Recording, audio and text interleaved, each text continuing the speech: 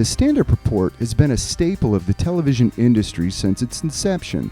The reporter, looking into the lens and directly addressing the people at home, has an intimacy that's hard to equal, and a directness that creates an automatic bond between the reporter and the audience. The stand-up report comes in two iterations. The first is complex and includes a reporter donut, where they directly address the camera to open and close the piece with cutaways, eyewitness testimonials, and expert interviews in the creamy center. The second is a straightforward, continuous shot in which the reporter guides and directs the audience in a choreographed shot where they explore the scene to relate and highlight vital information.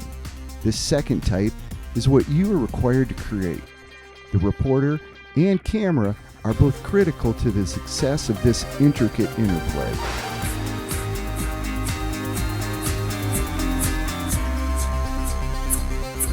By students themselves. Now come this way. The reporter is responsible for constantly relating information as they move about the location of the event.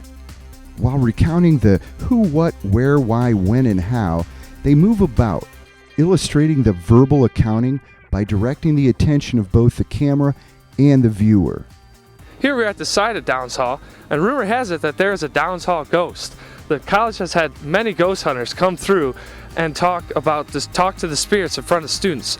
Students randomly say that they have heard doors slam and open at bad times while they're in there at night. They direct the camera through both verbal direction and by physically pointing things out.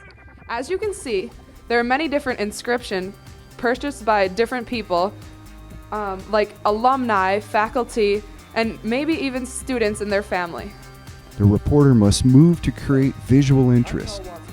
The key to the reporter's role is camera consciousness.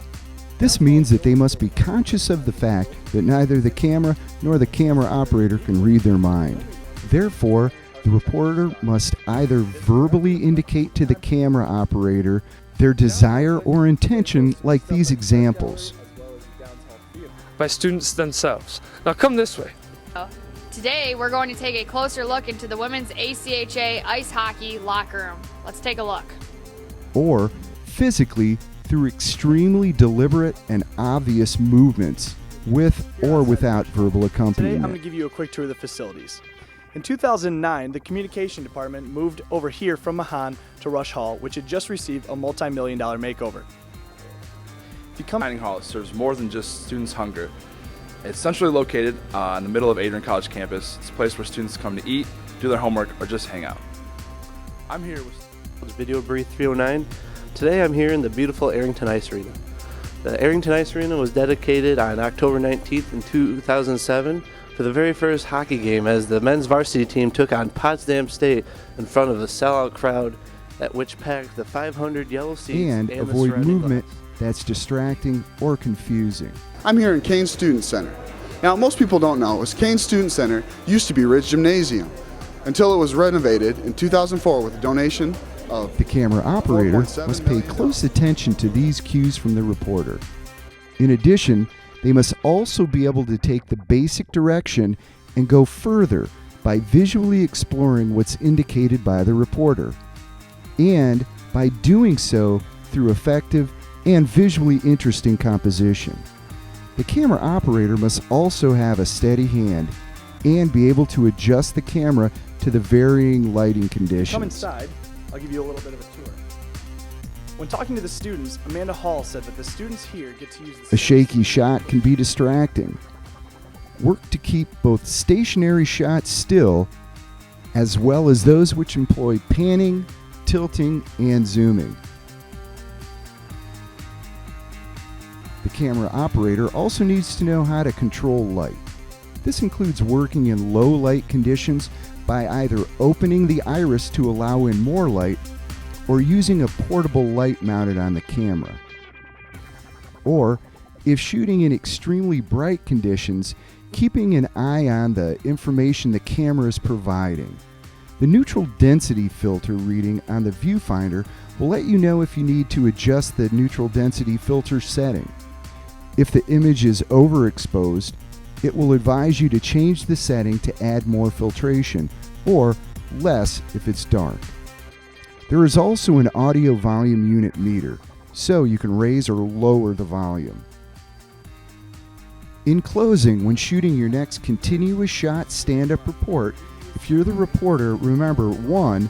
Illustrate verbal information with visual reinforcement. Now, if you look behind me, you'll see students utilizing the on-air studio where they broadcast live their radio shows that are every day just about except Sunday. 2. Direct the attention of the camera operator and viewer. As well. Follow me on today's set, where you'll notice that a riser is unattached to show how different sets can be created. 3. Provide concise verbal and physical direction. If you'll follow me to my desk, you'll see that we have a miniature set of our Uniset modular system. And practice camera consciousness by verbally and physically conveying your intentions to move while avoiding distracting movements. Themselves. Now come this way. All right. And if you're the camera operator, remember to 1. Visually explore the image. 2. Create effective and interesting composition. 3. Create steady shots. And 4. Control both light